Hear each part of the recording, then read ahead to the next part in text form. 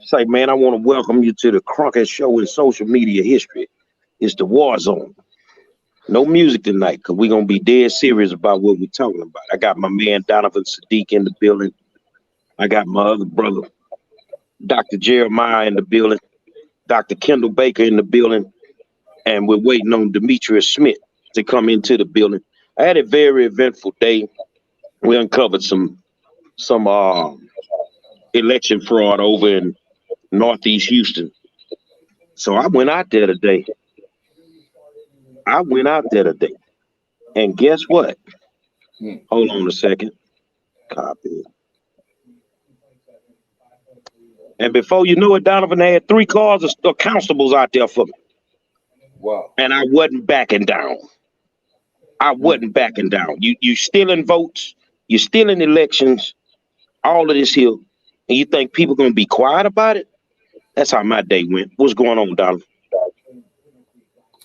Oh man, look, another triple digit day here in Southern California. You know, the fires are still going a little bit, but looking at the news, Donald Trump is, doing what he needs to do, trying to, I don't know if a lot of people saw the twin debates, and he's trying to clarify a lot of his positions that he had said, I don't owe anybody any money. Now he owes people some money and all that other stuff, but people are voting in record numbers. But the good topic tonight, what I think is great that we're going into election fraud and voting fraud, is the fact that this stuff is going on all across the nation. So we're going to get into it a little bit because what happens in Houston affects us here in California, Chicago, and for some reason, the Democratic Party seems to be getting caught more so than the Republican Party. And, just an epidemic that's going on. What's going on, Professor Smitty? Everything is beautiful here. It's definitely time of enlightenment, action, and just taking action. We gotta make it happen. It's I think I voted earlier in this process than I ever have in my lifetime. So it's time. It's time.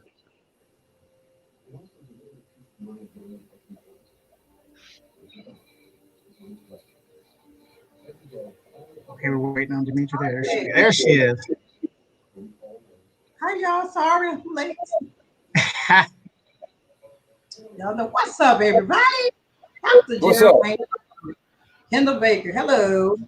What's up, sis? Donovan.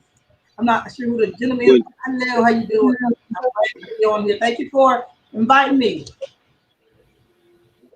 When we're not talking, my good people, we gotta mute our microphone so we don't get feedback. Okay.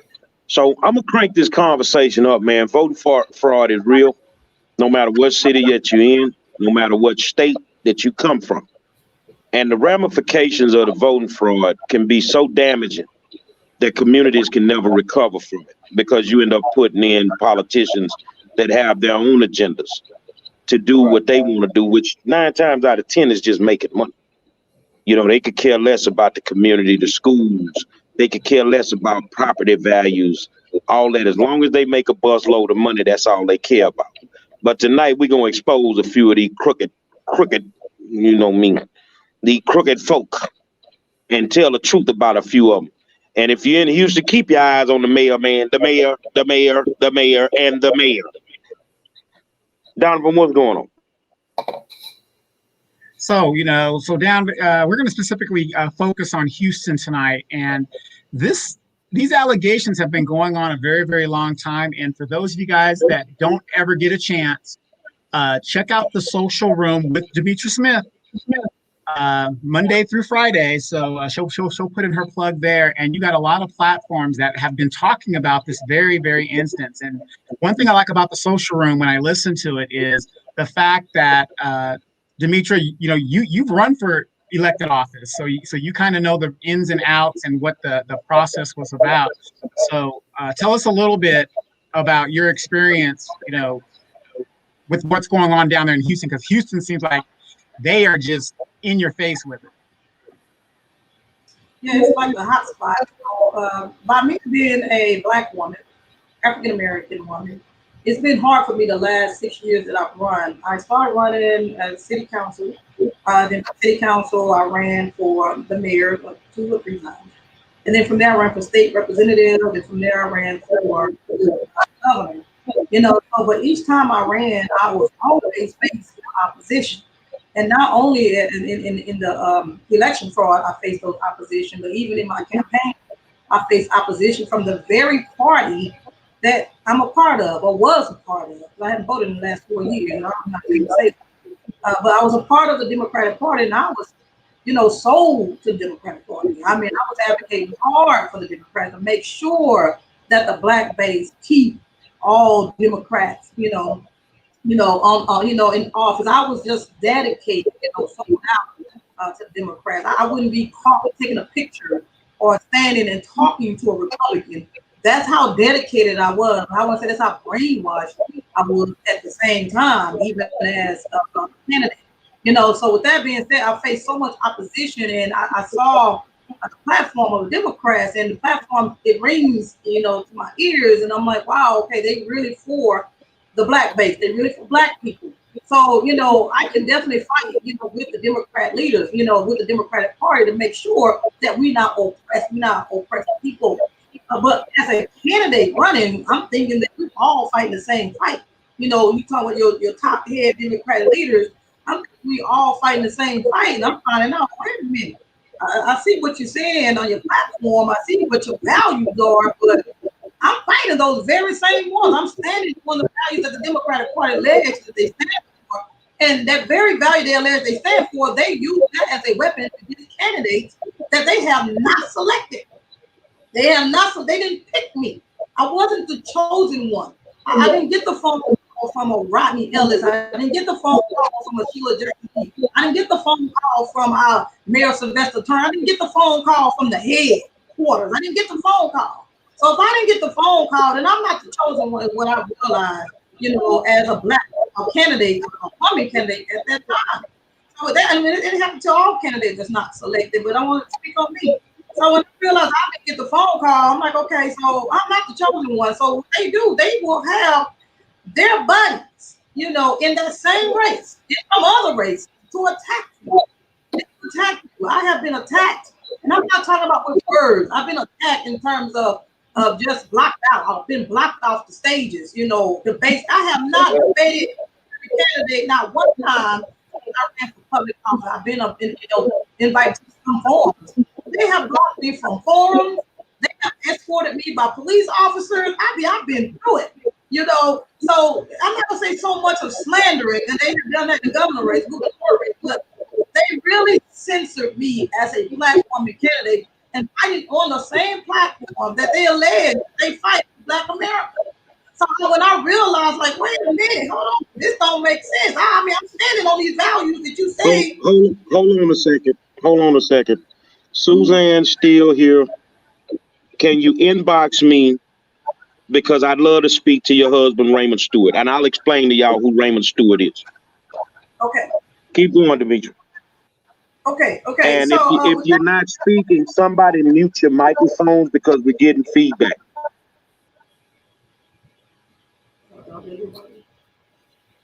Yeah. I have no sound to it. So, Donovan, to your point, as a black female candidate, I faced with opposition on the ballot. I faced with opposition. If you're not selected, they find a way. They rig the race, and they don't only rig the race by early voting, but they actually rig the race by my freezing. Can you hear me? Can y'all hear me? Yeah, we can hear you. Yes, I can hear you. Yeah, you're breaking up, but we can hear you. Okay. So I found out, I started investigating in 2016 in my race, because in that race I ran for district, it's at 149, I ran for district against Hubert Bowe, state representative, and I started paying attention to what they were doing in those machines right then and there. So I realized a lot of voters was coming out, not in the primaries, they was coming out in the general election saying that they did not see my name on the ballot. You know, I'm like, well, wait a minute, hold on, my name is, there's only two people running in this race. So at that time, you know, you vote in your wrong location, that candidate name is not going to appear. This wasn't during that time period. This is where candidate's name appear on ballots during that time. So they never saw my name. So some voters would come out and say, I didn't see your name. Other voters come out, I got you, I got you. Other voters come out, I didn't see your name. Other voters come out, I got you, I got you. So I had my team to actually start taking a list of people that said they didn't see my name on the ballot. So I realized something was going on. So I turned my shirt backwards so I can go in and see how many machines was in the precinct, in the venue, and I found out it was 8 of them. And when voters saw, I started, you know, I see it was a white side, it was a pink side, it was label. The numbers were so 8 machines, 1 through 4 white, and 1 through 4 pink. So as they come out, when they say I didn't see your name, I asked them, what machine were you on? Do you remember what side? Left side, right side? And they start remembering, yeah, I was on the white side. You know, I say, okay, so what machine number did you used that you didn't see my name? And they start realizing I'm in machine 4. So at the day end, both machine 4s, the pink machine and the white machine, at the end, it was only 2 machines that did not have my name registered on that ballot because I took a list of names. So I realized then that I wasn't programmed. My name as a candidate was not programmed in the machine, but they caught me on 1, 2, and 3 on both sides because they came out, we got you. We was on machine 1, we was on machine 2, or we was on machine 3. I didn't see you on 4. You know, so it's things like that. So I realized, and then after that election was over with, I drove to Austin. I went to the East Lake machine, East Lake company. You know, they said I was the very first candidate that ever come down. And so when I went down there, I talked to the vice president, and he sat down with me and my campaign manager for 2 hours. He educated us on how that machine actually worked. He educated us on how the software actually worked. He said it was 6 software in those machines, and he walked us through that process. And I began to tell him what the voters were saying. He said, well, if they didn't see your name in the machine, it's because the party that you ran with, did not submit your application, you know, to be programmed in those machines. So it had to go to the programmer, whoever the standard was, our election officer at the time. So that means the Democratic chairperson did not submit my application to standard to be programmed in and majority of those machines. Is how I lost my race in that. So that's how I began to find out what was really going on and start opening up as to what was really going on. So it's in the machine. He also told me like they have a time toggle switch in those machines. So a lot of people have seen that, you know, it went from Beto to Ted Cruz, or it went from Hillary, some candidate to Hillary, or Hillary to Trump, or whatever.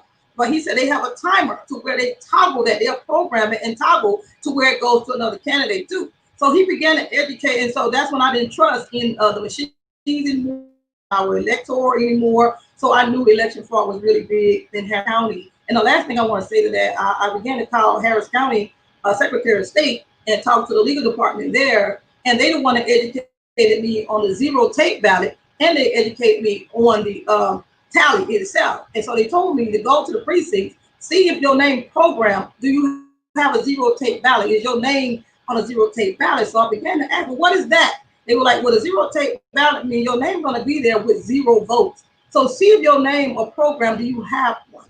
And so they say you take that and you take the tally at the end of the day, and that's how you compare them, and you'll know if you was programmed on the machine or not. And he told me Harris County was notorious for election fraud, and told me to hire audit. I'm going to close out with this, to hire an audit, and it's free, it's taxpayer money. And I got an audit out there to be in the central count room that they said they wasn't going to be there all night. So if people want to know, the Secretary of State can put an audit out there to watch the polls for you on your behalf too at the same time. So like Dr. Jerry Wayne Monroe said, voter fraud is real, election fraud is real, ballot harvesting is real, but it's on all levels. And I am well versed on what's going on in the machines and how it actually all operates. So I face some very crucial opposition running for office. Jeremiah? Yes, sir.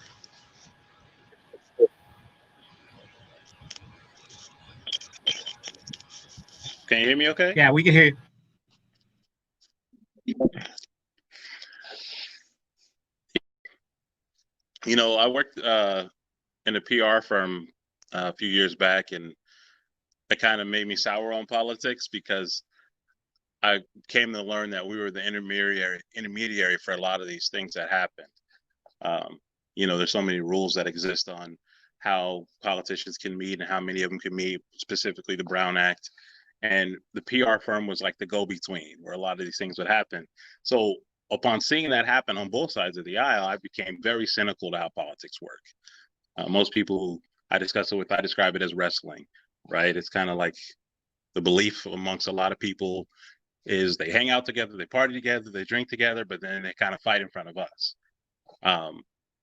But, you know, kind of hearing more stories like, you know, like what you're saying, Demetrius, tells us that it is it is kind of a kid's club. Like who's in, who's not. We're going to let you think you are. We may even let you show up as representation, but we have our own plan. You may not know the whole script, but we still will put you in the show. And, you know, for me, that just kind of made me cynical on it, but it is necessary, particularly the local. I'm gonna tell y'all something. Y'all being too nice. They down here in Harris County running the Democratic Party like the mob.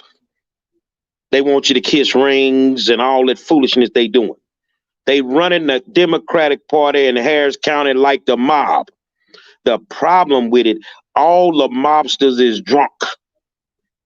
All of them drunk and senile. And now they getting sloppy. And it's at a point where y'all gonna send yourself to jail. Y'all gonna send yourself to jail. I mean, just let me show you what happened, Donald and Jeremiah. Yeah, I'm pretty sure y'all have heard because y'all are from here. Yesterday, a canvassing company, AB Canvassing, was dropped by several candidates. Why? That means they dropped them. All their poll workers got to go find new jobs because somebody said that they were under investigation for voter fraud. How do you drop a canvassing company in the middle of an election? And then you got politicians acting like, oh, well, we didn't know that they were under investigation. You're a damn lie. You did know. But see, you just want to play the role like, oh, I didn't know. Man, I'm going to tell you something, man. The folk is around here singing like Eddie Kane, man. They singing like Eddie Kane, man. These people winning Grammys right now with the way they singing on y'all, man. Y'all are going to go to jail and be booty bandits. And I cannot picture some of y'all in a jail cell. I'm being honest. I'm just Turner in a jail cell. Gonna be trouble. Gonna be trouble. I'm just telling you. So the thing is that they run the Democratic Party in Harris County like it's the mob. We want to act like we don't know about it. We quiet. We don't want to say nothing about it. And I'm saying something about it, and they got a problem with it. Well, pull up, homie, because I'm going to keep talking. And I'm going to keep talking, and I'm going to keep talking, and I'm going to keep talking. And if you go to jail, you go to jail. It is real. I went back like Demetra did. I investigated the race that I ran, and I got mollywopped. That's all it boils down to. In the early ballots. Man, don't nobody like y'all that much. Oh, with the seniors, they'll vote for us. Yeah, y'all got seniors, dead people, everybody voting for y'all. They got dead people voting for them. But now a lot of people know in a lot of law enforcement positions, so there it is. It is what it is, man. Dr. Kendall Baker, speak on it, brother. Every game in the book has been played. I appreciate y'all. Forestburg High School, class of 83. By the time I ran my second race for city council here in Houston, I had already jumped from where Demetra was and switched parties to the Republican Party because I was sick and tired of what I saw with the Democratic Party. I had experienced it. I've been voting since I was 18. I worked for the city for 30 years. I've been in that environment So I seen it inside out. I was sick and tired of being sick and tired. But even being that, I still put my boxing gloves on. They're still on. I went to the DA's office with my complaints, with my proof. Same proof you had. The Jerry Davis thing I took to the DA's office. Richard Penn, DA's office. Hardcore evidence. They closed their eyes. What I like about it, we're in this fight together. The scripture declares if one can set 1,000 a flight, two can set 10,000, five can set 5 million. I believe if we keep fighting and don't give up, we're going to win this thing one way or the other. We're going to win this thing. And somebody's going to jail. And I agree with you. They're going to send themselves to jail. And something that happened at the beginning of the show that opened my eyes, because I asked at the end of Demetrius' show, I wonder how many other states are experiencing the same thing. And the brother who opened up said, it's happening all over the nation. So my question was answered. And I would almost say for sure that it's been happening for a long, long, long time. So the Bible also says there's nothing new under the sun. And so we got to fight this thing, man, and see that these people are brought to justice ASAP. We need good citizens to run these races in both parties. You know, I ran a clean race. I ran against Gene Wu. I ran for mayor along with Demetria last year.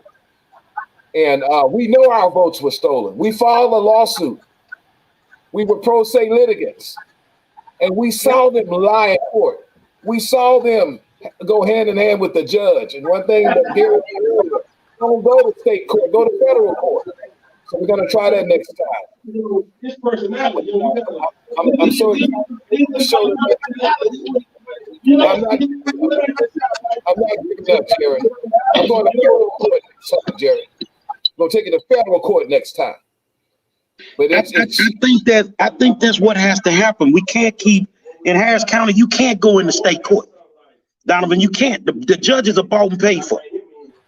No matter what nobody wants to say, oh well, I'm not. You a lie. I don't even try to go to state court. I go straight to the federal courthouse. Right. And that's what you got to do to them because they don't control the federal courthouse. Right. They don't control it. Well, let me ask you this, Brother Baker. With all of this harvesting that's going on and fraud, what is the outcome of it? Because at the end of the day, we, the regular people, suffer. So, you know, outside of not doing nothing for the community, these people that are somebody needs to mute their microphone. Yeah, so you know, whoever these people are that are enriching themselves, what is the end game by them doing this? Because if the community is poor and not getting anywhere, you know, what's the end game? Somebody needs to be brought to somebody needs to be made an example and made an example quick, because once the election is over and certified, they move on. I've never seen them go back and undo an election. And so they rush to the conclusion, get their person in office and say, nah, these flies are going to leave. This fly named Baker, this fly named Monroe, this fly named Dimitri going to leave. Somebody has to be made an example. And the media is in bed with the Democrats too. We got to get the right media source to make it public and make every person know what's going on before the election takes place. So we got to get on top of it and stay on top of it until someone goes to war. So let me ask you a question. How do we know about the driver's licenses on the table at Northeast, but yet the media, somebody has to mute their microphone when you're not speaking, because we get a lot of feedback. A lot of people, you know, don't understand the media. So the question I'm asking is, how do we know that voter fraud was committed at Northeast, but no media outlet in the city of Houston knows it? You know why they don't know it? Because they don't want them to know it. They pay them off and they suppress the media. They do it all the time. So if you want to know the truth, you're gonna just have to swallow it coming off these podcasts of folks just telling you the truth, because you cannot rely on the media. They only report what they're paid to report. Donovan. So basically, it's just like Demetrius said, if the Democratic Party itself is eating its own, Demetra was a Democrat, ran as a Democrat, then it's like, well, nobody's going to get anywhere. Nothing's going to get done within the city. So how do we weed out these people that aren't doing? I know we got to get the media involved and get everybody and get these people to go to jail. But what's going to stop that from happening again with the next candidate? I can share my thoughts on it, like in terms of the election code, like for our race when we ran for mayor together. I've non-suited our lawsuit because I kind of want to bring it back, put it on hold because it can be used against this right here. So what I can say, if we make an example, we have to make an example of the losing. I'm sorry, we have to make an example of the cheating candidate. So the reason how we do that is like Sylvester Turner. I'm glad I'm on this show. I can say it, and Dr. Kendall Baker can attest to this. The election code does say once you file a lawsuit, against in terms of election fraud. So it's a difference between election contest and recounting. Recounting goes through the municipality. Election fraud, you have to take that in contest. Election fraud, you take that to the courts. And of course, Jerry Monroe said take it to federal court, but the election laws are like state laws, but we know federal laws trump state laws, so it's a good thing to take that to the federal court. In the election code, there's no jury at all. You want to go trial by the judge and not by the jury, so they need to change that. But once you file an election contest in court, and let's say court just go on for 2 years, or 3 years or 5 years, what have you, that candidate, the winning candidate, the race cannot be certified. Like Sylvester Turner right now, our mayor, is illegally in that seat unlawfully. Because once we filed that, the race cannot be certified. And it was certified. And I non-sued the case on purpose after he went into his inauguration. He, got his inauguration, January 2nd. I non-sued the case February 14th, a little bit over a month after that, because I want to see them violate that election code that they violate, and they actually did. So the race is unlawfully certified. So if I want to take that back to court and open back up, that whole election, he can come out that seat. So what we can do is make an example and halt the election. Nobody can be certified. You see, Governor Abbott, at this point, our governor was supposed to appoint, a city mayor until we went through all the litigation and process and all of that, because that's what the election code actually called for. But we didn't go through that process. I just non-sued the case because I already knew it was going to be a back and forth battle for a while, But to your point, if we make an example and we follow the election law and the election code the way it is written in terms of that, we can stop a whole lot of races from actually being certified. And candidates that sit in their seat can still sit there, and the governor can appoint new people to be in those seats, and it'll make like a political stance. It'll make a statement. Also, it's like a protest. Just halt the whole election, because that's what the election code actually called for. So Kendall Baker you made a great point. I'm glad you asked that question. Kendall Baker have a great suggestion, but legally to stop it all, just make a whole statement and halt the certification of anybody election. But we have to carry all the way out in terms of litigation. Right. So, Professor Smitty, your opinion in regards to all the corruption that's going on within the different parties. So we have the Democratic Party. It seems to me that, not saying both the parties are bad, but why is it that Black people as a whole, knowing this information, because you guys aren't the only ones that know this stuff is going on, we turn a blind eye to it and we just say, oh, well, we shrug our heads and we continue to go forward. What's your opinion on that? Well, it comes from our initial skepticism of the system itself. And, it's easy to look at it as almost like a margin of error. It's almost where everybody's doing it. So it's just got to be chalked up as that. So, and what that also does, unfortunately, is it keeps some people from participating in the process, because they will just dismiss it as, hey, it's rigged anyway, who cares? And that will limit our turnout, and that's what some people want. So that's why sometimes these stories get amplified the way they do, because media is so important, and the pitching of stories and the media relationships, like you guys kind of touched on, is so important. Even the media ownership of these large outlets determines what story makes it to the light of day and what doesn't.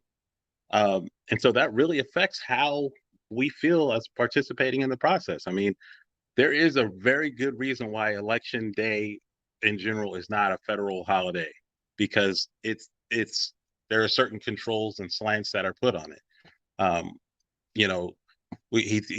There was a mention of canvassing earlier on a few minutes ago, and I just want to touch back on when I was at a PR firm. One of my assignments was to look over an assignment from a canvassing company, look over the proposals they offered. They had option A, B, and C. And option C, which was the most expensive one, was influence local leaders, attend local rallies, knock on doors, and do what they call the pack the house strategy at public forums, where they would basically show up people to get there first, meet the fire code requirements, so that where people opposing the opinion couldn't be able to show up and speak. And it was just like, hey, Jeremiah, pick which one you think is best, and just let us know by 1 o'clock. Just like I was ordering lunch. And so just knowing that those things happen just kind of leads to, just the distrust of the system itself. So the fraud is there. It's almost so hard for all of us to catch. It's easy to just dismiss it and just say, hey, it's just there. What can I do? I'm just one. But the more of us that step up, speak up, and knowingly know, our rights, what the laws are, rather than when they're dictated to us as a defendant or in a situation where we've made a mistake, knowing the laws, knowing our rights will help us. So, Dr. Bricker, let me ask you this. You got a lot of candidates out there that run, right? And we always say on the show, at least, out here, I say it all the time. Know your candidates, research your candidates. We get people in the churches and they say, vote for Sheila Jackson Lee. She's been in there for 30 years and people continue to vote. They continue to vote. And they vote Sheila Jackson Lee, even though she's not doing anything. And maybe she might be involved in some of the shenanigans that are going on. So what does it matter if they ballot harvest or whatever they're doing, if they're still voting for the exact same candidates anyway? They're conditioned to vote for the exact same candidates. The problem with that, as a pastor myself in Houston, and being in the ministry since 1994, following my father's footsteps, it needs to be exposed and hammered on that there are a lot of pastors been in bed with politicians, getting money, more concerned about their building fund than they are about the people who are in office. So they'll get over the pulpit and say, vote Sheila Jackson Lee if you're a member of my church. They'll say it in so many ways. And that's why she's there. And I was just saying to another prayer partner, they're leading thousands and thousands and thousands of people into a ditch for their own self-gain. We have to wake the pastors up and ask them to live what you're preaching. Ask them, to vote what you're preaching. Somehow, let me say something, man. Let me say something, because it's things that trigger me. Now I'm trying to walk and chew bubble gum at the same time. I'm in the middle of a photo shoot, and I'm trying to do a show. So y'all with them slick ass comments, either shut your fucking mouth or find your new show to watch. Shoot another slick ass comment and watch what I do. I'm sorry. Thanks, man. And so we got to tell these preachers, man, we got to hit it from every angle down here in Houston. I've been in this mess for a long time. Joining the Republican Party, for me, was part of my satisfaction, getting away from that, not turning a blind eye to it. But we got to go and do some of the things Brother Monroe does. I didn't know he'd go to folk houses at 3 o'clock in the morning. I didn't know he'd carry that bullhorn. I got a bullhorn in my car and I do dropout evangelism. But now I'm ready to do some dropout calling out. And I think if we keep on hitting it and hitting it and hitting it, folk are going to open up their eyes. And finally, I want to say, I love the synergy that has been created on this show tonight. I've been knowing Demetra for a long time. And she's like a sister. We've been on the forefront together. She as a Democrat, me as a Republican. She now sees a whole lot about the Republicans that she likes.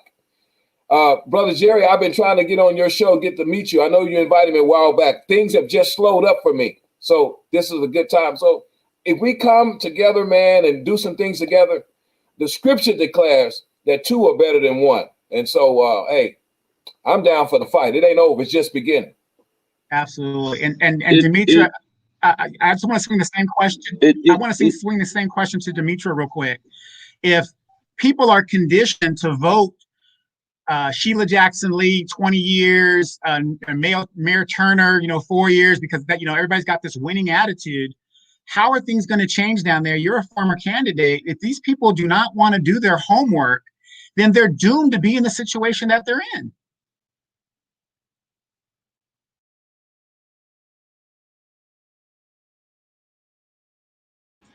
Sorry about that. Good question. Based on what we're now witnessing, I step back and I'm like, oh, how in the hell, these people stay in office 30 and 40 years, 20, 30, 40 years, how does that happen? But because we have election fraud going on and we have selection versus election, I don't think these same people are voting, for,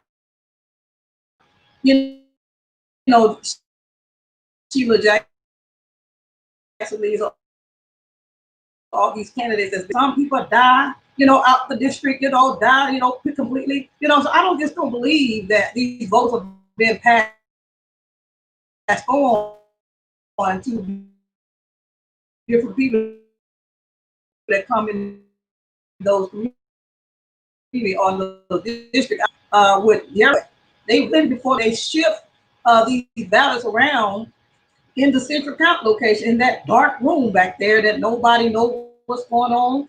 They don't know how these votes being moved to one candidate to another candidate. So I don't believe that people just, maybe a handful of people doing that.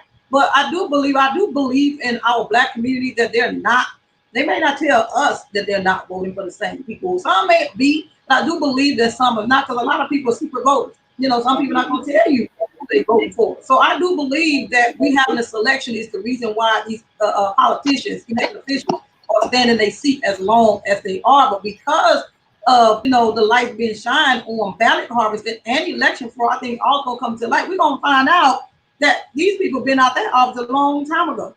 So that's what I love about what's happening on this show tonight. I love that Jerry brought this up, because we have a selection is the reason why these people staying in office the way it is. That's my belief on that. Absolutely. So absolutely. Yeah, absolutely. Because like I said, it just seems to me that we're chasing our tails in the Black community. And it's not just in Houston, it's all over the country. We keep doing the same thing over and over again, expecting a different result. But real quick, before the general gets back, Demetra, as a former candidate and somebody who's still active in the community, what made you start the social room, and what's it about? Because that's kind of what I did. I was a former candidate out here in California, and I said, you know what, my struggle doesn't stop because I lost the election. So that's what I started, and that's what I did. So tell us a little bit about the social room. Okay, I'm glad you asked that question as well. If you go to my page, my Facebook feed, I'm sure you've been watching. I always post facts. I always post election laws. Laws. Period. I always post information where people can go and do their own due diligence, own research. So my community feed is full of informative information. It's like the news feed. A lot of people have called me and say when they wake up in the morning, Donovan, they'll say your post is your feed is the very first feed that we go to. So they looking for truth. They looking for genuine. Like Jerry Monroe, he's telling the truth of the war zone. Y'all speak truth. Whether people like it, love it or not. And I thank God for the war zone. So by me posting so much, I say, okay, wait a minute. It's just time for me to talk live to these people, because it's kind of hard to just keep posting and keep posting and posting and posting a trail of comments. So I thought to just go ahead and go live. And so since we talk about so much social injustice and we want social justice, I created the social room out of the social issues that we have. So the social room is about educating people, informing people, giving them our political views. We can give them our facts. We can also give them our opinions. on a lot of political views. So the social movement was birthed because I love to educate people, inform people, whether they see me different or not. I just wanted to go out there. I feel like once I'd have made you mad, and I'm gonna say this, and because Jerry Monroe, I see it, he makes a lot of people mad, but they still come on and let's block them, so because they want to hear more, So if you piss some people off, you done did your job. Because, when you're mad at your spouse or your children or whoever you mad at, you go to bed. Some people go to bed with what was said. What that person pissed me off so bad, you start to think, why? What happened? How did it get to this point? So if I done pissed you off, I done made you mad, I did my job. So with that being said, I done pissed a lot of Democrat leaders off. I did my job, and they did their job too by censoring me, so that's what they did because they don't want to hear the truth. So make people mad, so that's my job. My job is to make you mad, because if I make you mad enough and I challenge you, like I tell people, don't come on my feed if you haven't did your research. Don't challenge me in the comments if you haven't did your research. So if you want to come back to me and you want to challenge me, come do your research. That means I made you go home, do your homework. You had to do your homework because you want to stay on the feed. You want to post your comment, so you want to challenge, and that's okay. Debates are good. It's a good debate. Being informative is good. Educating one another is good. But I'd rather piss you off and lead you to your research than you going to come back. I did my job. Absolutely. Dr. Baker? Yeah, I also ran for office 4 times. Twice for city council, 1 for state representative, and then last for mayor last year. And the job doesn't end there. To me, it's like a ministry. As a pastor, it's like a ministry. It doesn't stop there. So many people think it takes millions and millions and a certain thing to run. I have to let the next generation know it's not that hard, number one, bro. Just take $1,250 if you want to run for mayor. $500 if you want to run for city council. Get your bases together. You do have to raise some money, but it's not that hard. We have to let the next generation know you don't have anything to be scared about. Most people think about your name's going to be exposed. Yeah, that could be exposure. Exposure come with the tag, but it's not that hard. God needs some courage, some people with courage to stand up, to do better and leave better than what has went before us. The worst thing we can do is do nothing and stay quiet. And I'm so happy to know that you're handling it on the West Coast. I hope others are handling it on the East Coast. And here in Southeast Texas, we're trying to do our best. We're not going to give up. I'm not going to give up. Between preaching on my Facebook page, I just created a show called The C Zone. We're going to continue to get the word out there. The word out there. Get it out. Get it out. Get it out. And to piggyback on what he said, it doesn't take a lot of money to run for office. So I'm glad you said that, because if people so desire to run for office in the future, you got to raise a little bit, but you're on the ballot. Once you pay to get on that ballot, you're on the ballot, and the sweat equity is in your control. So you determine the outcome of that. Just go out there, knock on doors, and go and talk to people for $750 to run for city council just to get the word. My whole goal is to inform people whether I'm in the seat or not. I'm not looking to win a seat. I told Dr. Kendall Baker, I said, Kendall, I'm not trying to win a seat. I want the people. Normally the seat comes with the people. I didn't have the seat. I want the people. I want to make sure I empower people. I want to make sure I educate people. I want to make sure I inform people. That means when I lose, or if they take the raise, I still have the ears of the people. You still have that voting block behind you. You still can make some changes with the voting block that voted for you. I still have constituents. I may not be the city mayor. Kendall Baker may not be the city mayor, but we have people who voted for us. We still have constituents out there. So we are obliged to stay out here. We are obliged to keep people informed. We are obliged to stay on the front line. We have to. Because we started off like that, we have to continue to run. Or those very people that voted for us going to say, well, where did y'all go? What happened to y'all? So to me, it's a contract that we have with the people, whether we won that seat or not. We now have a contract with we the people now. So we have to stay out there. And one more thing I like to say, Donovan, is that as a pastor, I never got paid. I've never taken a salary. I've never got money for doing this, paid by someone or influenced by an individual. All of my races were God led and from my own self, courage. You're looking at 2 Black business people Demetria is a very successful Black businesswoman, and I consider myself somewhat successful as well. So that base is covered. If you know, you got to go in with a pure mind, a pure heart, and your motives got to be clean and pure. And the Lord would usually help you for that cause. For that reason, I ran a race as a Republican for state representative against Gene Wu, and I spent less than $30,000 and got nearly 10,000 votes. Where another guy that went over there and ran, he spent over $1 million and got less votes than I did. And I believe God gave me favor because of the pure motives and, of course, the hard work that we put behind it. Absolutely. Hey, Professor Smitty, you're an educator, and you have a very young family, and you have a lot of your girls and your son looking at all of this. What do you tell them when it comes to elections and voting, and especially with the environment going on today? Yeah, I definitely got to have a say here because, in their classrooms right now, they're all learning the different basics of civics, and, who knows what, I'm there, but I don't hear every word. So there is an opinion being given along with these facts, so to speak.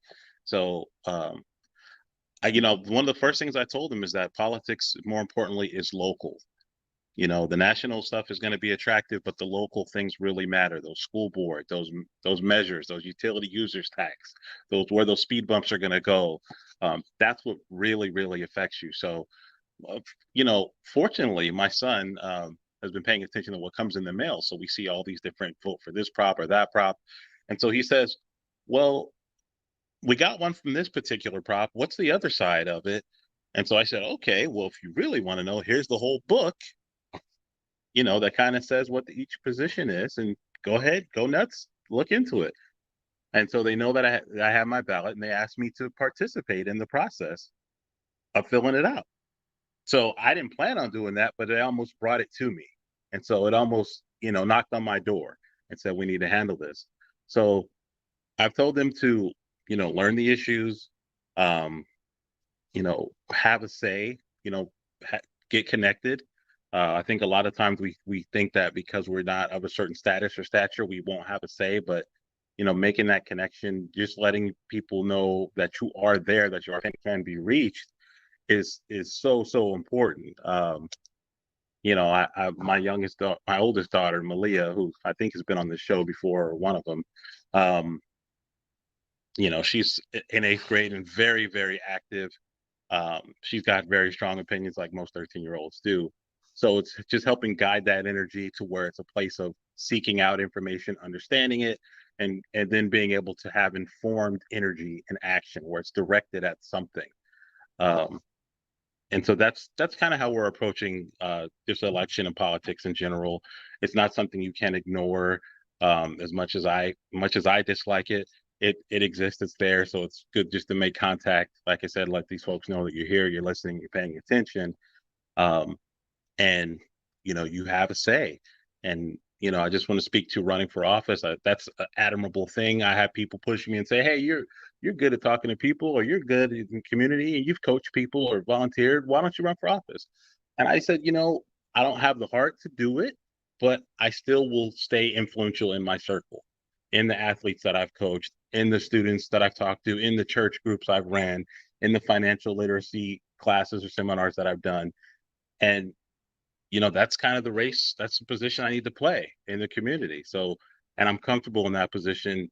And so that's kind of where it stands. Everybody doesn't happen to go all the way to be in public office, because like I said, it's very hard, but find a position and play it well and be influential, because like they alluded to, even if you don't win, you still need to have commitment to those issues, to those Absolutely. areas, to those people. So and let me do a follow up. And you're the leader of your family. You got a beautiful family. And do you stress to your children to be Democrats or Republicans, or do you kind of let them figure it out for themselves?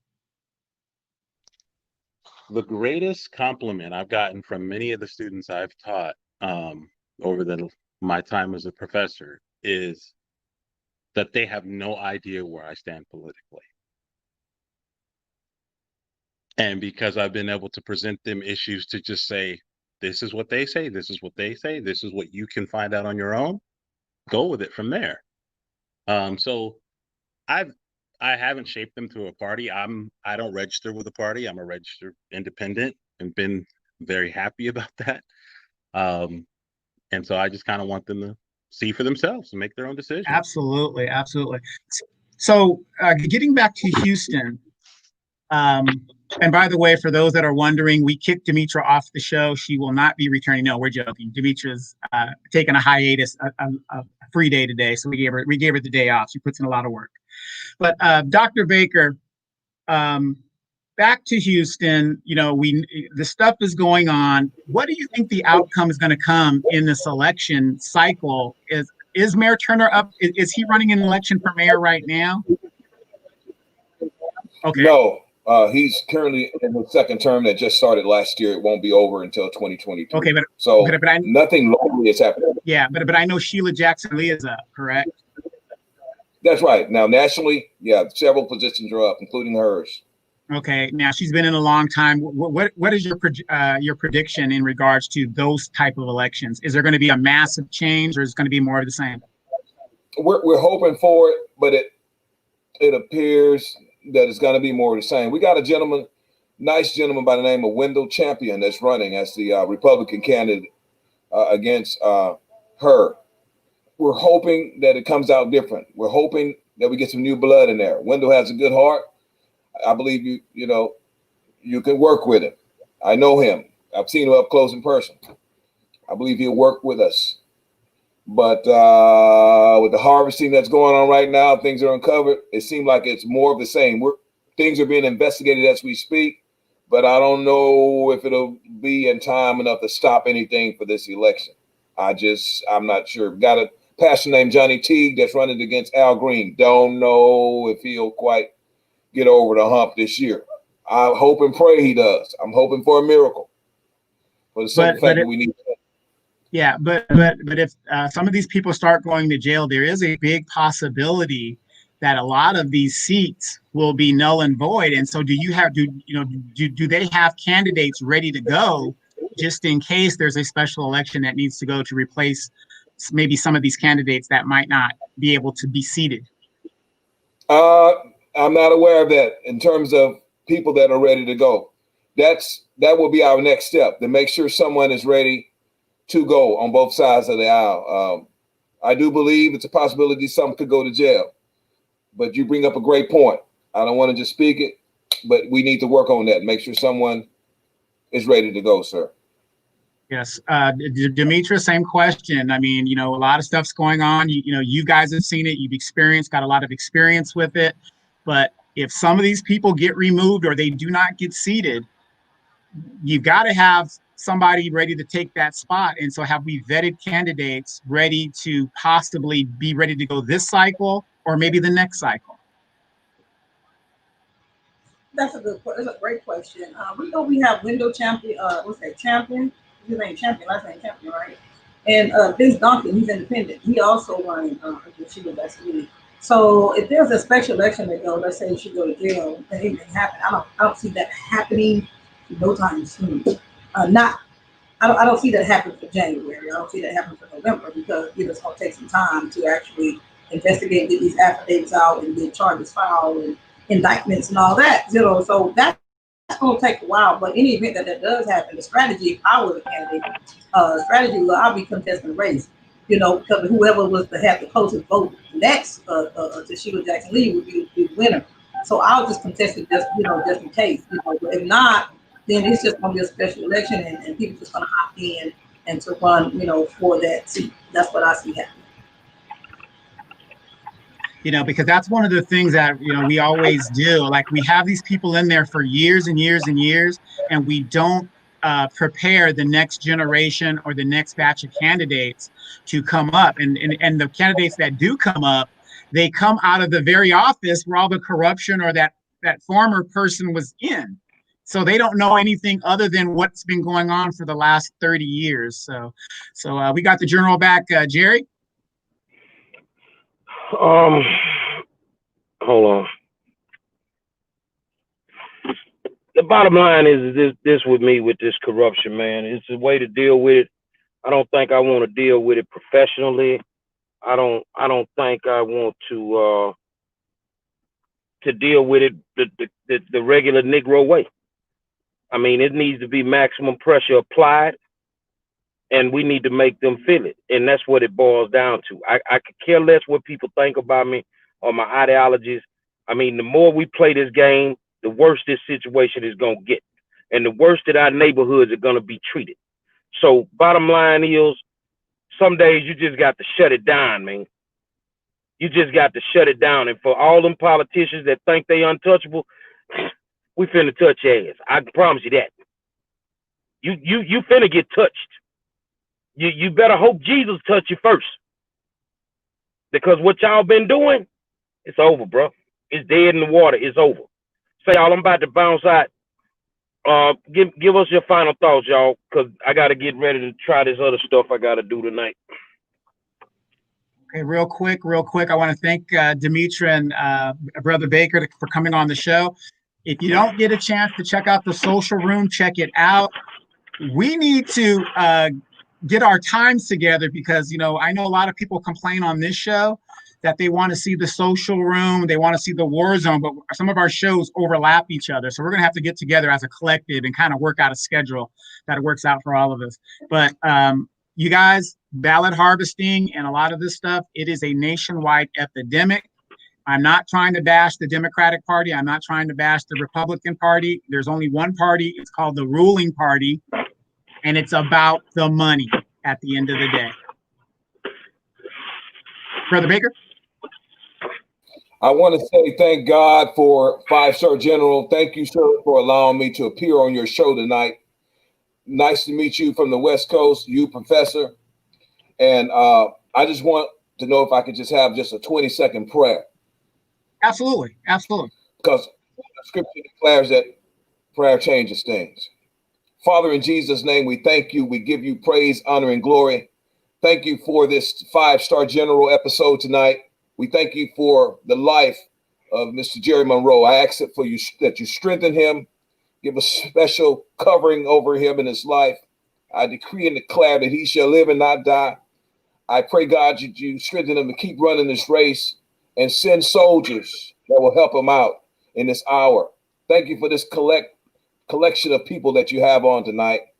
Let our efforts not be in vain, and show us the way, God. Show us something different, that it may be different for our children and our children's children's. And whatever you do, God, we'll be so careful to give you all the praise, the honor, and the glory. In Jesus' name, amen and amen. Amen. Professor Smitty? Yes, I just want to say, get informed, be active. And I want to say this, there's a lot of things happening right now. Somebody else, if you can. Whether it's through your resources, your time, or even just your ear, just be that one to listen to them, reach out, communicate, make contact. Because it's important that we're connected, even if we don't all think and walk in the same way. At least we're still just connected and able to lean on each other and talk to each other and have conversation, even if we disagree.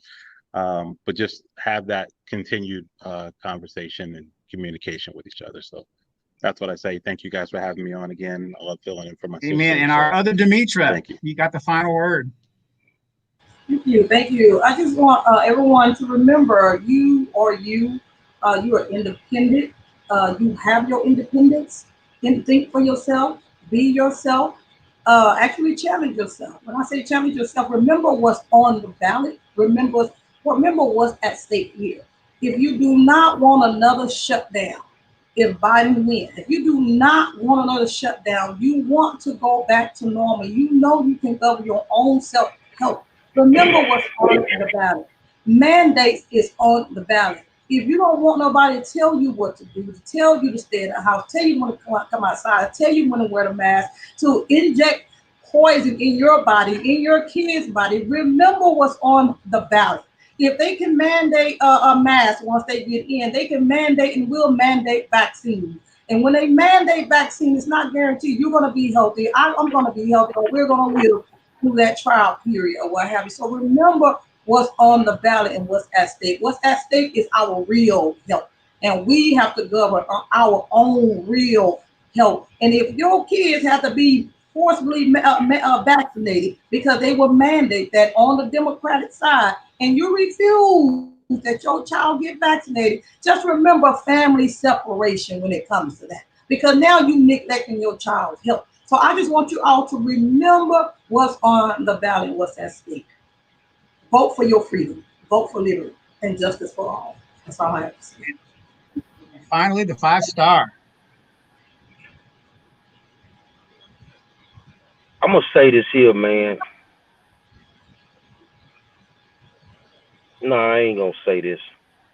I'm just looking at a comment that's just running me hot. So I ain't gonna say it. But I am gonna say a prayer. Now I lay me down to sleep. I thank you for this food I eat. If I should die before I wake, send all these suckers to cell block 8. I'm gonna holler at y'all Monday, man.